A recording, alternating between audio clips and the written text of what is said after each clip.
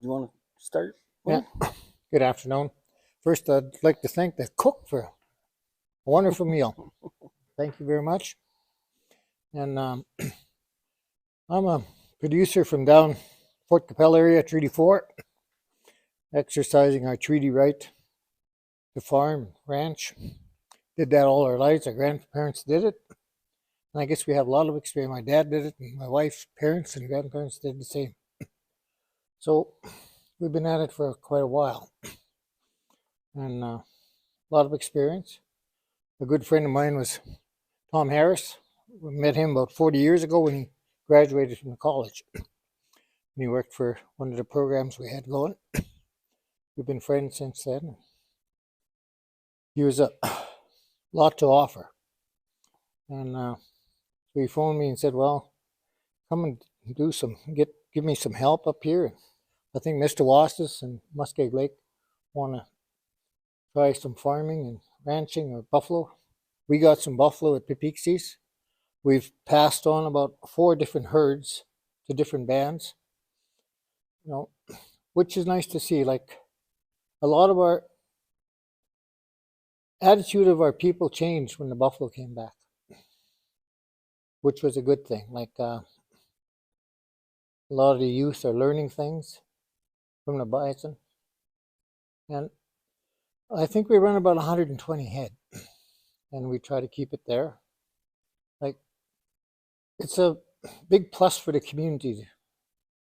Like some of the elders say, when the buffalo come back, our people will be a lot better off. And I think that is true. Like we harvest quite a few with the bulls. We never get too much, but there's a lot of us. Like I think there's 3,300 in our membership, and we try to share that bison, with everybody. And so it's drawn the community together. It's a good thing. And the chief was trying to start a cattle ranch, but that didn't materialize yet. The cattle are a little bit harder to look after than the bison. You get a good fence, and the bison are pretty well on their own. We got enough land for them to graze. And if there's any questions, I'd like to try to answer them. And I know that farming is a good thing. We learn. One of the elders told me one time, you learn a lot about life. When you have cattle and even plant growth. It's, like at one time we could travel around pretty well all in North America. Now we're restricted to our reservations, and we got to try to make a living there. And some of us do, in a good living, like one of the chiefs one time told me, he said, no matter where you go, if families were involved with farming, they raised a pretty good family. They were busy, know how to work. So I really, made me think about things like that, and I did kind of look for this. You go around the province, and there's lots of native farms for a long time. Like I was later, I was one of the board of directors for First Nation Head Council of Saskatchewan, and and us too. It's like there's only so many farmers. Like, and there's not as many as we'd like to have, but it's a tough business to start. Like how we got into the cattle business in a bigger way was the province has this loan guarantee program with the Breeder Association. And the interest rate was really good, about 0.5% above prime, which helped us out lots. We wouldn't have the cows today that we do if it wasn't for that. I know that we got our own institutions for lending, but they're not big enough to subsidize their loans like that. Like I think at that time there's 400 million involved with that loan guarantee program. So that was lots of money, like for And there's lots of guys that quit. There's the other day somebody saying the numbers are really down in Saskatchewan on the beef herd. And I think there's a big, right across Canada, US. I was reading the other day is 85 million cattle in the American side. Well, where's our food going to come from? I think that's what's affecting the price today is we're finally getting something that is worth what they're worth. Like, I don't know, like, I think the market or somebody can turn $1,000 beef into something that's worth 16,000. But now the producer is going to get a better share. I know we're really hyped up about the price, and you can tell by the bull sales this spring they're really up there. Like, and even bred cows are kind of, can you afford to buy one? Yes. Well, thank you very much. And like I said, I think Tom didn't tell me what I'm supposed to do, but he said, well, Tom is one of these guys, over the last 40 years, if he said, you get over here, Wayne, I'll get over there. Like, that's how much I think of Tom is, he helped us lots. He worked for SIAP program, and he kind of didn't like the farming as much as the cattle business, and he kind of turned us into cattle ranchers, because he said, well, why are you fighting all the problems with chemicals and that when the cattle will make use of just eat some grass down and be good. Thank you very much.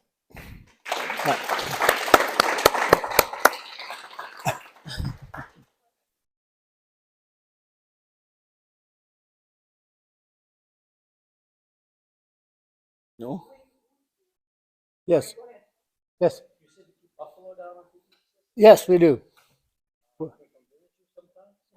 I think so. Yes. Yes. Anytime you want to come down there, and like, it's a learning experience. Like, we've been probably 150 years without seeing buffalo. Probably close to 20 years. But well, they kind of keep it about 120 head, but they keep moving. Like, we've helped, I think 4 bands so far. Like, that's how we got started, was we'd pass on some of the herd. Like, and it don't take long to grow. Like, they're like us. We kind of thrive in this country, and they do too. Yeah, that's right. That's right. And they, for barns or nothing, they just weather. Like, they're out in the prairie there, and we don't. And like, I think we started a Sakamay, maybe one of the bands by south by Kipling there, something, and we go.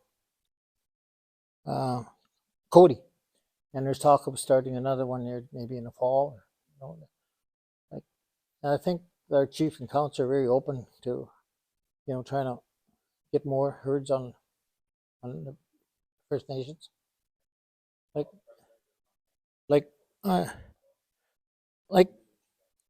and the food, like the meat is really good for us. Like, I got diabetes, and I wish I could make a full diet of that, like bison. I'll tell you my experience. Like, if you beat, like, diabetes is, I am still active, so, but if I ate a bison roast at dinner time, I wouldn't have to eat till supper time, and I felt good. It kind of breaks down slow all in your system. While if you ate, let's just say, a pork chop, a couple hours you're looking for something to eat. So I think for health wise, it's got everything. All the food chain, it's the better one. Like I, it's my, as a young guy, I used to hunt elk, and elk was much the same, but this is even better, I think. And there's so many things we could use from the bison, and it's changed our community. Like, I think if most bands had a buffalo herd, you'd see the difference in the youth, especially if you kind of get them to do involved with that. Like, they got to have some responsibility or knowledge. Like, Okanish was the first one at our area there to have them, and they've had them about 30 years or longer. Like, but the guy that started it, he had to move on too. Like he's gone, and I don't hear as much about it now as who took that over. Like the same thing happened with their cattle ranch. They had about 250 cows. They did really well, but when he passed away, like you know, it's a job that you got to really like, hey, the cattle or the bison, and you can't like everybody said. Well, he doesn't work. Well, he'd be up at 4:30 in the morning checking his cows. And it's no use going out in the middle of the afternoon, or you're all in the bush. So then you'd go back in the evening and do the same thing when they're out grazing and stuff like that. So, but people don't. We've lost contact with a lot of things like that. Why would you go out there at dinner time and go and check cows? they're, they're they're in the bush someplace. Yes. Okay. Anything else? Go ahead.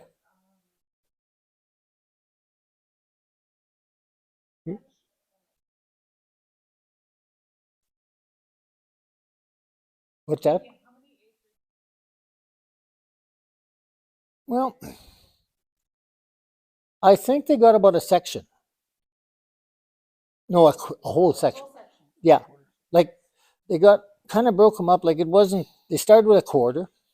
Then as you expand, like the bulls got to be put separate from the where they fight. And then they're related. So you put them somewhere. You got to do lots of management things. So they kept building more fence, and then that's where and these calves that like these cows, the ones that give pass on, they've been raised there, so you can't keep them with the herds they got. So then I think they send them the cows. Then it's up to them to go and get a bull someplace or bulls for them.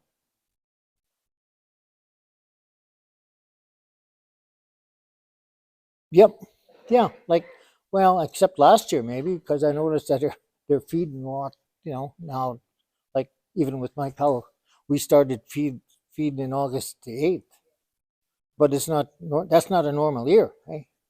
So same with the bison. I think they were cutting lots of hay and getting ready for it, but usually they don't do as much as that. But they got lots of land anyway. The band's got lots of land to do that with. It puts the land to use. And I think that the most expensive thing is the fence. Right? It's got to be good, and I know, and like it don't take much for management. I don't think on the beef on that bison side, but they got to be checked on and see if everything's good. Like they're learning too. I guess they had one tied up in twine. You know, so they got helped it out and got it out, but still there's things like that well, it's a learning experience. They weren't doing anything, they wouldn't have this experience about and the bulls fighting and stuff like that. People leaving gates open. That doesn't seem to be as much of a problem as the management side of it. To I guess they don't. You don't go and treat them too often. And if he's trying to calf, don't go and help it. He'll kill you. Yeah, but there's no problems like that. Like I guess time has eliminated all those kind of problems. Like, and that's the way the beef herd should be. Like my vet told me, he said we've created all the problems in the beef industry, which I think is true. Yeah. Some of our initial feedback when we talked to them about the danger of hamburgers. Are they going to? There have been issues. No. Like we're very how do you say suspicious of anything to do with economic development, and bison is something that's naturally like I guess let's just go back 200 years. The herds weren't confined, and our people were raised here for thousands or tens of thousands of years with the bison. And I guess the odd time when you're out hunting them, they probably ran you over or something. But we probably survived well, and our people got to respect that bison. Like it's a wild animal, provides us food and shelter, supposed to be. But I think if they're if you have them in a confined pasture, and if you have a good pasture, they're not going to get out of there. Like some people even use for barbed wire, and they become, how do you say, they don't want to go far from, they're different. They're, what do they fear? Nothing. Weather, nothing. So if you have a fence for them to be confined or a compound, they stay there. That's their home. And if somebody goes in there, and like some of our guys have walked across, and they still live to survive. Tell us about it. But I don't think if you go and aggravate them, like I think, like you see your stories on Facebook on Yellowstone. The city folk go out there and try to pet them. Those are wild. Well, I think if you go and bother with him, like I don't bother my bull. I respect him. He's a bull. Yeah. So you just leave him alone. Like you can manage him, but in a different way. You can't go and aggravate him, or you can treat him or whatever, but brand him. But that's it. Like we don't brand our bison. I don't even know if they treat them for anything. Like when you ask them, well, I think that's like we can't give up on these guys. As the time goes on, management is going to improve. Like if you're sitting in a house doing nothing, well, you don't learn anything. But if you got these bison to look after, people, some of your youth or young people it's gonna click, and geez, I like this.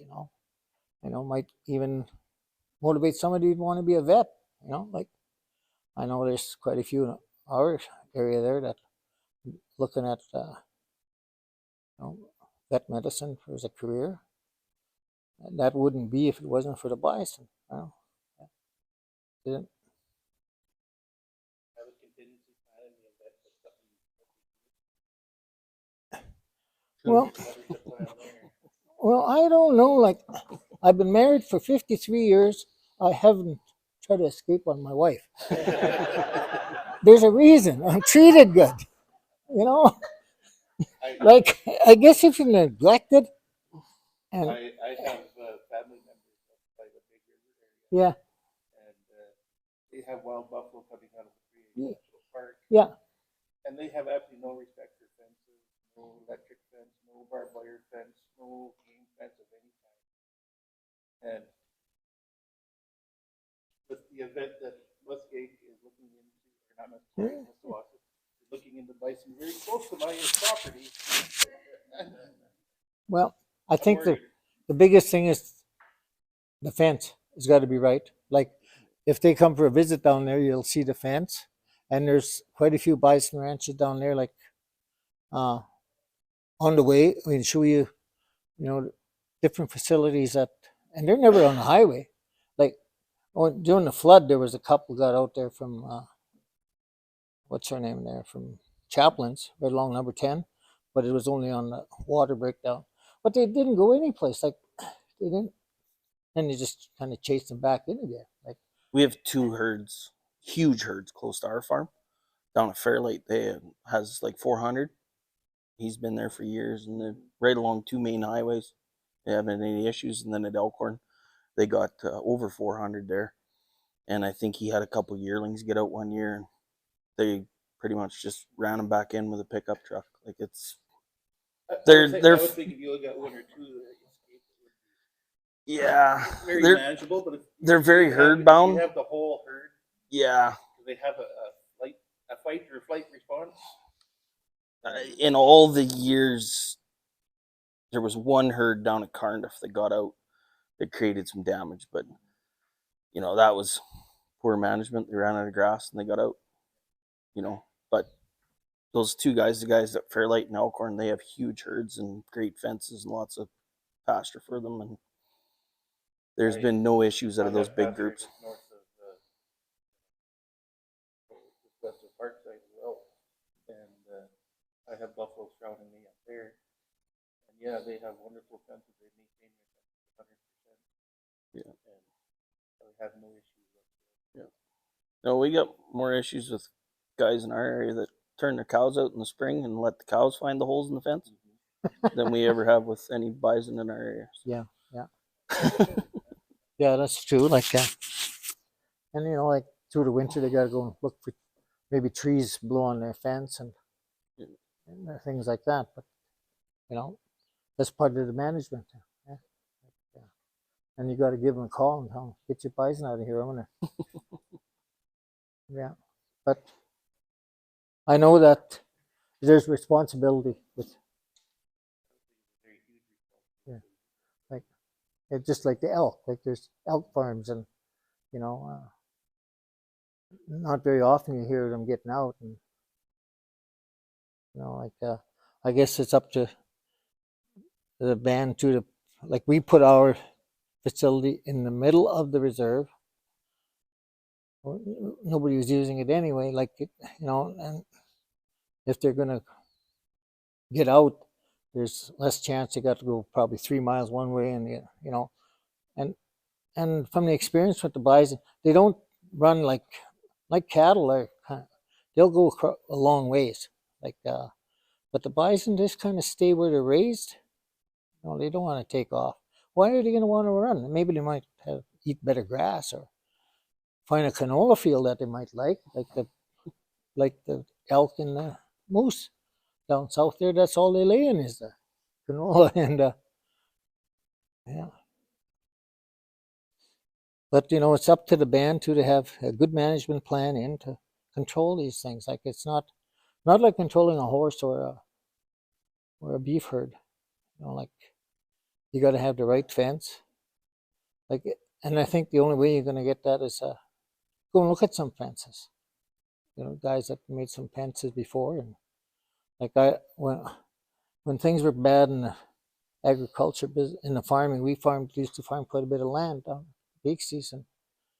We're going to go into bison, but the biggest expense was the fence, and a return on that for, you're not going to get a return for a while. So like it's a good band project because band gets some academic money and they can put into something and for the future instead of just making it disappear. Like you develop a buffalo herd that's for generations down the road. I don't know. Like I know we've had some in Little Black Bear. Some guys got our band to the north, but the management wasn't there, and they kind of got out. And what are you going to do with them when they start running? You just got to destroy them. Like and like there, I think only one got out. He like, I guess you hear stories. They get one out of Waterton National Park. And they take it up north someplace, and the bugger goes back. We go north closer to Edmonton, and he's got this homing thing. I'm not happy here, so I think the best thing is what we've been doing is passing on the calves. So it's going to make 2 years before or 3 years before they start producing, but they're established that's where they're going to be. They're not going to. If you take a 10-year-old bull or cows, they're going to try to go back to where they come from. So, or get some young heifers, that aren't attached someplace. Like none of ours have come back, and Sacramento is less than 50 miles from us, and the other one is a little bit further south of that provincial park, that band, and Cody's is a long ways, must be 100 miles, and they've never come back.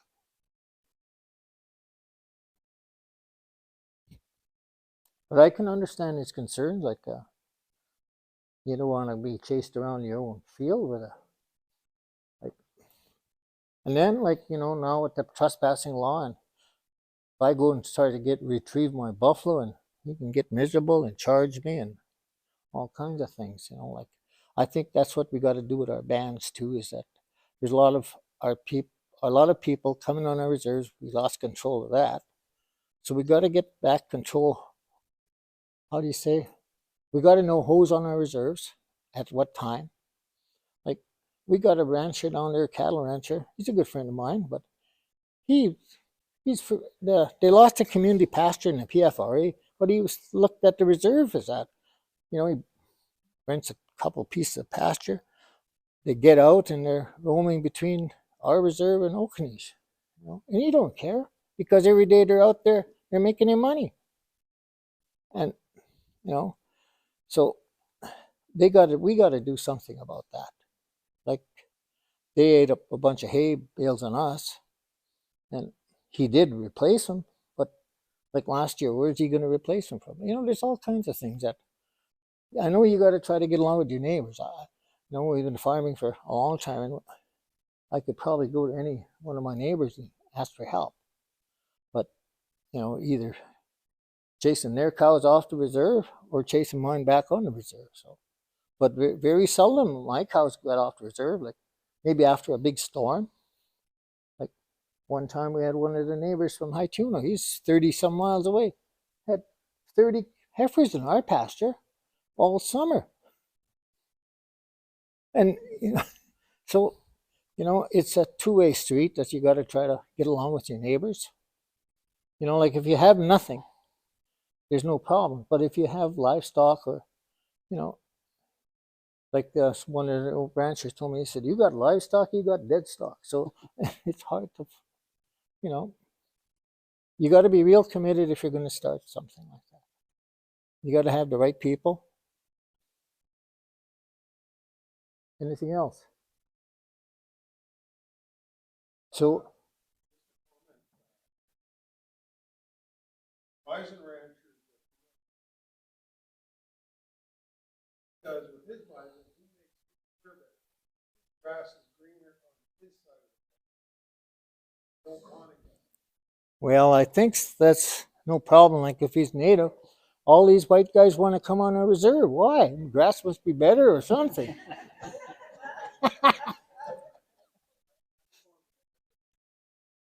Our neighbors want to be very,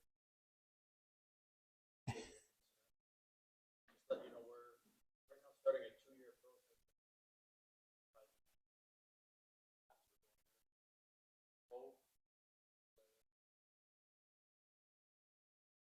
Advising consultant was actually at Parks Canada.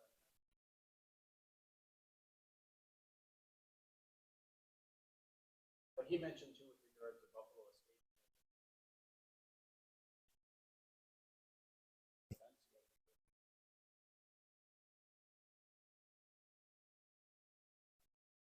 He also said, as long as there's water, Yeah. said, if there's no food and there's no water, there's not a fence in the world that's going to Yeah.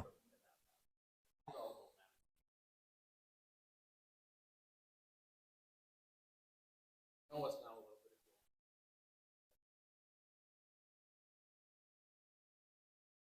When the Martin brothers put in the buffalo there up on that pasture, they had a good understanding.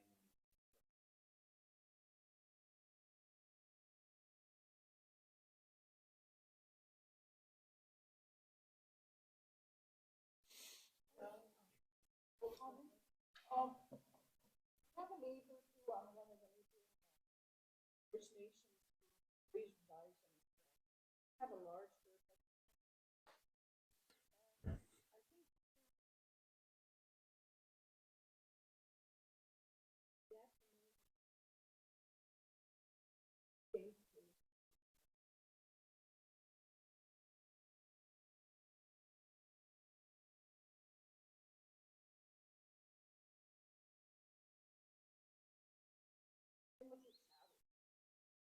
I don't know our voices.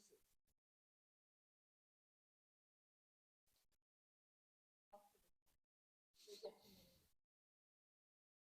They will follow you when you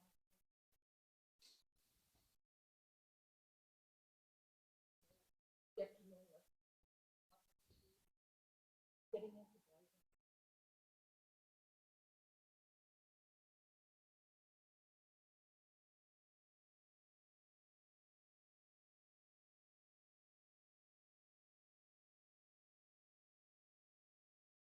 Like the first time we got our bison, our chief was a Cree speaker, and he was out there quite a bit. Like, and then he passed away, so we had to get, but you know, but it's still going on. Like, and I think that like she says, some of our other friends during the Bison Day, he said he talked Cree to us. They'd get out, and he said he kind of talked them back into his pasture. He said they'd come back, like, but then he said I got grandchildren, and grandchildren, he said, are kind of, 2, 3 years old. They're pretty well all over. So he said the calves would come out. They'd want to play with the kids. So he said, well, I don't think the mothers appreciated that. So he said we got rid of his bison herd. But, it's only because of the children that, well, he was that was his, and they were too close. Like, he was close to his pasture, and then calves only hard to keep in. The little, and they'd come out and want to play with the kids. I don't know, like. I guess, like I said before, they have no fear of us. And I think it's a really good thing for your people to try to get them back. Like,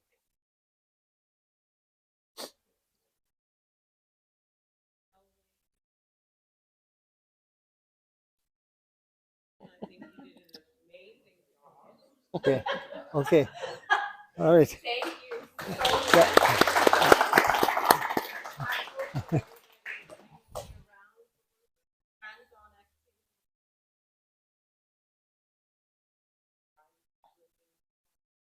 Okay. All right.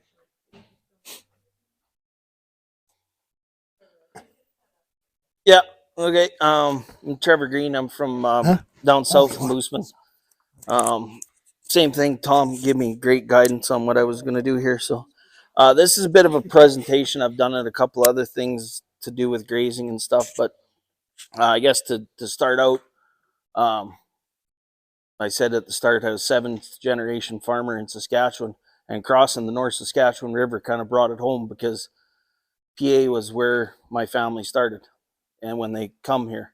So Eisbester settlement was what started PA. We're direct descendants from James Eisbester. Family farmed around Nipawin on my mom's side, and on my dad's side, 125 years ago this year, he homesteaded the quarter that I live on. So I guess farming's stuck in my blood. I left farming for a while. I had to come back. I went to college, took beef management, 99 to 2006. I was mixed farming on my own. 2002, we lost my dad. I wasn't very old, and kind of spiraled out of control. Things went south. Just about lost the farm. 2006, I quit farming. My brother took over a little bit of it. We rented most of it out. And I spiraled even farther until 2009. And it was funny that Wayne's here because it was a good friend of Wayne's who I'd worked for before that kind of brought me back. He knew I was in trouble, and he said, I'm starting a ranch and I need help. And so cows pretty much saved my life because we went to about 6,000 acre ranch with 400 cows, and I was working for Kirk. And we started this rejuvenation process on that ranch. It was a couple small ranches, continuous grazing, large cattle, turn them out in the spring, bring them back in the fall. And we took it, put all fences on it, paddocked everything off in 40, 60 acre paddocks, bale grazing, all the catchphrases to get the ranch up and running and increase the production. That ranch grew to 10,000 acres and 1,500 cows in the matter of 6 years with Kirk and I running it. And now it's a yearling operation. And I figured if I was going to work that hard, I was going to go back home and try and run my place again. So I did. In that bad year there, I'd lost my wife and my 2 kids. They'd moved 4 hours away.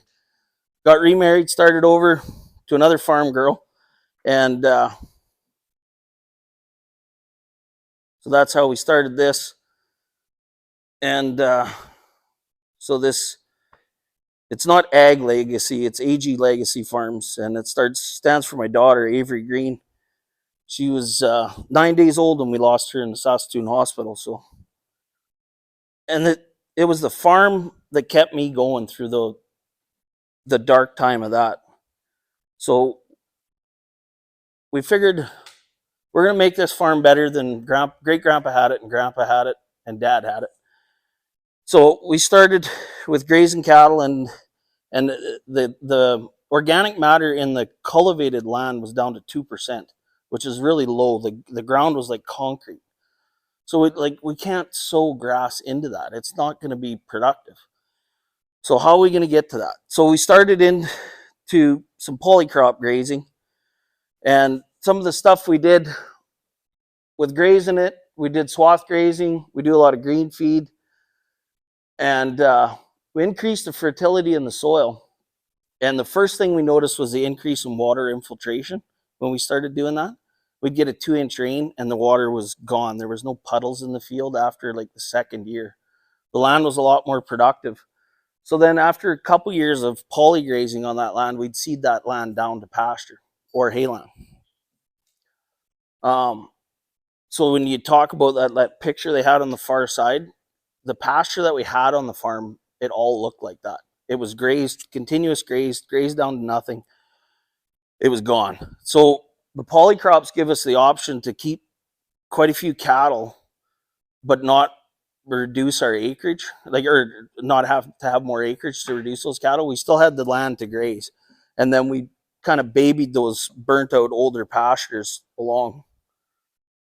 So this this is one of our polycrops that we grazed. This was right before we turned them in, and this is kind of my wife's part that she loves. She's always flipping cow turds and looking for dung beetles and everything. But that old pasture, when it was continuously grazed, there was cow turds in that field from 3 years previous. There was nothing. It was dead soil. You'd take a shovel and dig it up, and it didn't even smell like dirt anymore. And the grain land was like that as well, because it'd been wheat, canola, and every year they baled the wheat straw. So all the nutrients were taken, and some years they were baling the canola straw too. So everything was gone out of the soil. So we started building it back. So we increased the bugs in the soil and started putting nutrients in the soil. So some of the fields, we'd graze them for a year, and then we put green feed on them the next year. And we started noticing that our nitrogen that we were purchasing was dropping constantly. We're down to like 40 pounds and still getting like 4 bales to the acre of just straight nitrogen. Our soil tests were coming back with, we didn't need phosphate. There was enough coming from the cattle urine that we were good. Some of the things we ran into with the cons, you can see in this field, this is a regrowth field, and that's our dried out pastures. This is in like the end of July. And that 2x4 I screwed to the post to lift the electric wire up so the cows could go back and forth. We had it electric fenced off so they could get back into water from this crop field. That's one thing about grazing crop residue and stuff, is your limiting factor on water. So the subject to weather, it always depends on moisture. It's labor intensive. It can be more labor intensive than continuous grazing. Neighbors kick their cows out, and that thing they go back in the fall and see them. We're moving them every day through here. We start into the cover crops at breeding season, and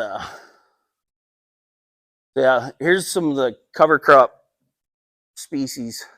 This was last summer. The boys picked those out of the field. Just one of the fields. This was a field that we were grazing where that red calf is.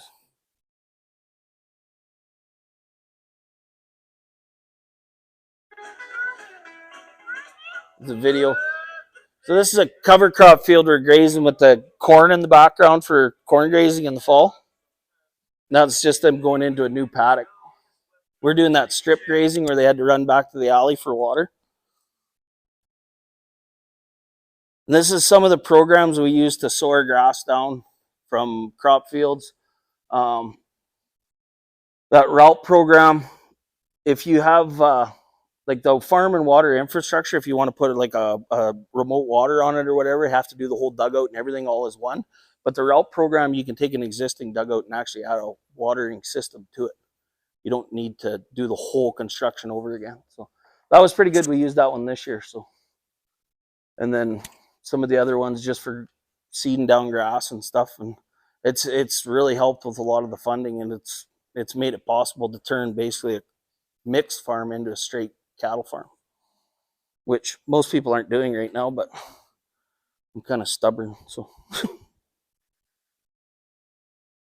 and the polycrops, yeah, that's one thing I always tell guys is just start a little bit. Don't go out and seed a section of it all at once. Just try like 60 acres or 30 acres or something. And because it gives you lots of options. You can hay it, you can graze it, you can fall graze it, you can, there's lots of options there.